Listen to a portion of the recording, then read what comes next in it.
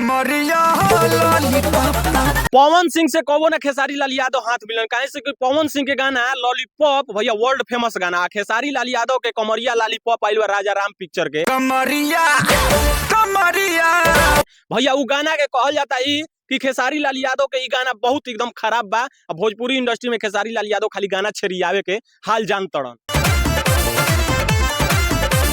Bhojpuri industry के सबसे बड़ा एकदम पिक्चर आवता खेसारी लाल यादव के राजा राम पिक्चर। काहे से कि खेसारी लाल यादव कहल जाला कि ट्रेंडिंग स्टार, ना रुकने वाला ना थकने वाला स्टार है और एक्टर है। खेसारी लाल यादव के दूसर का गाना राजा राम पिक्चर के ई आइल बा, लेकिन पावर स्टार पवन सिंह ई हासिल करके दिखा दिलन कि भोजपुरी इंडस्ट्री में हमरो पावर बा। लॉलीपॉप गाना वर्ल्ड फेमस करा के ई कहलन कि ओकरा पर कॉपी कोई भी ना कर सकेला और हम भी ना कर सकेनी। लेकिन खेसारी लाल यादव जोर जबरदस्ती कमरिया लॉलीपॉप नाम से लेके आइल बड़न गाना। खेसारी लाल यादव कतनो भी गंदा और कतनो भी खराब गाना गा देस भैया उनकर गाना ट्रेंड करला। भैया ई गाना 17 नंबर पर ट्रेंड करता खेसारी लाल यादव के। लेकिन भोजपुरी इंडस्ट्री में ई देखा जाला कि जेकर गाना अच्छा होखेला ओकर नाम चर्चा होखत रहेला। तो भैया तोहन ना एगो छोटा सा कमेंट करके जरूर बतिया जा कि का कमरिया लॉलीपॉप पवन सिंह के लॉलीपॉप गाना के पीछे कर सकेला। खेसारी लाल यादव अपना जगह पर बने, लेकिन power star Pawan Singh world famous अपना जगह पर। भैया पावर स्टार पवन सिंह के भोजपुरी इंडस्ट्री में नाम चलेला, उनकर नाम काफी बा ब्रांड नाम है।